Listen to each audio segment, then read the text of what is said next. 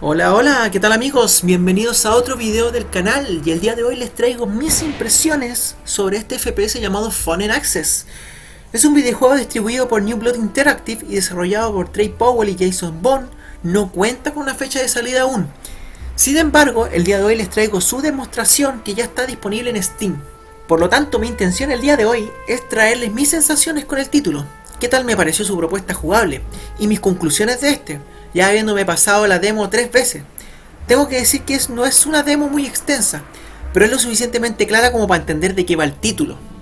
Así que no me quiero extender mucho más y comencemos.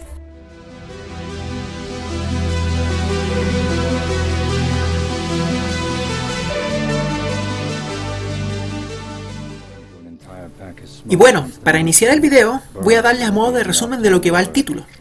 Básicamente la trama se desarrolla en una ciudad llamada Switchblade City, y en la cual estaría ambientado en los años 30, según yo, porque la descripción indica que son los años 90. Pero bueno, nuestro protagonista deberá hacer frente a un grupo de individuos que pertenecen a la mafia. Y este sería el argumento inicial del título, que va a ir agarrando forma en la medida que vamos avanzando en la trama.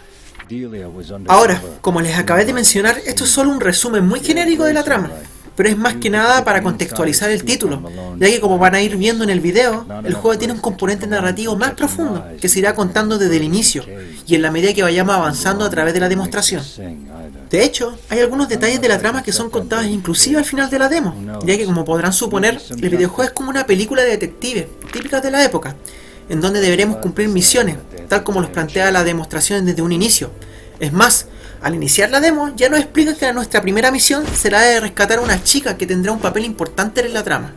Es así que en los primeros minutos de la demo nos cuentan a modo de historieta un poco del contexto del juego, la misión que deberemos completar, y rápidamente el videojuego nos posiciona en el punto de partida del título. Un tejado de un edificio abandonado, la cual nos irá introduciendo en las mecánicas jugables.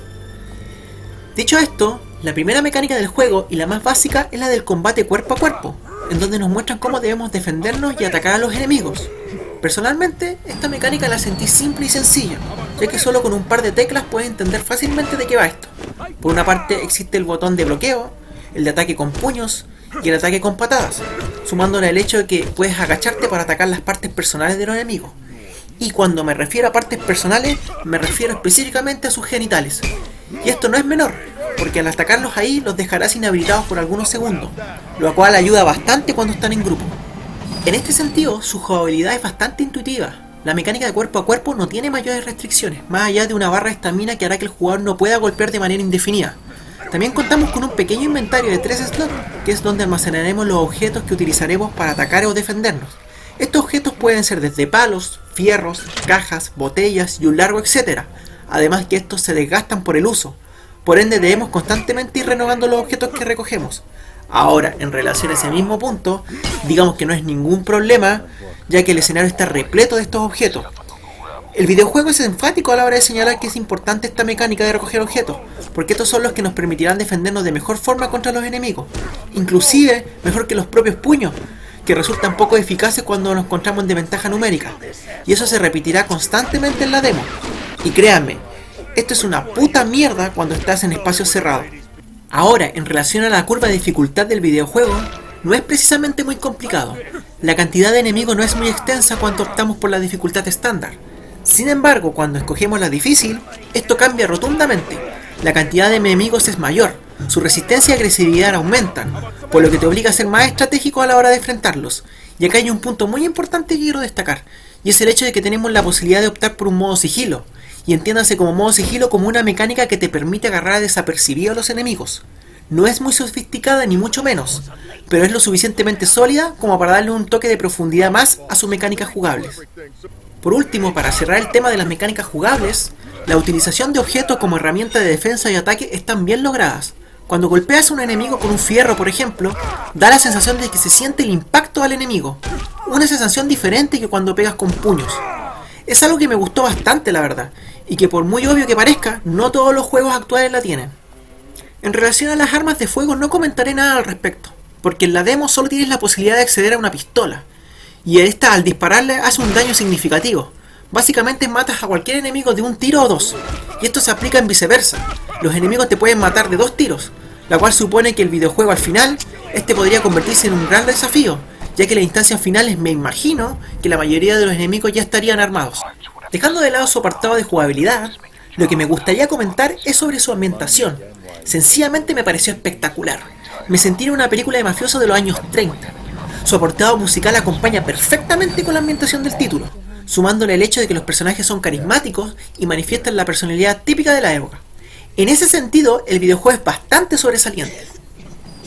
Sin embargo, lo que sí no me gustó para nada fue su sistema de checkpoint, es decir, el salvado de la partida en la medida que mueres y revives. Y dejen que me explique. Cuando mueres, el juego te transporta al último punto de guardado, y al reiniciar deberás devolverte al lugar de tu muerte, en donde te esperará el enemigo que te eliminó.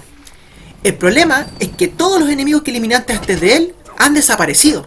No sé si estaré mal yo, pero sinceramente me pareció una real putada que ocurra esto, porque siento que le quita una gran cuota de dificultad al título, considerando que ya existen puntos de guardado previamente, lo que provoca que el escenario se comprima bastante.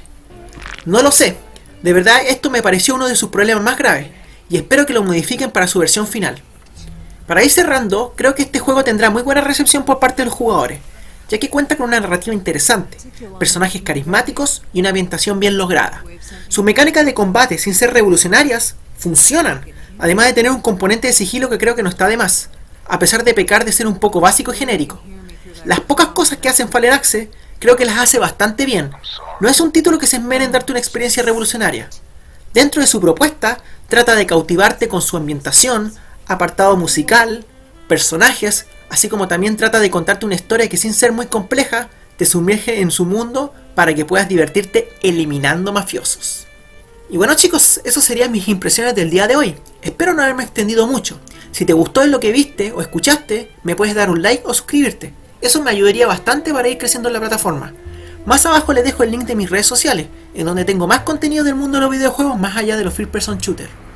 Y sin nada más que agregar, espero que podamos vernos en un próximo. Chao.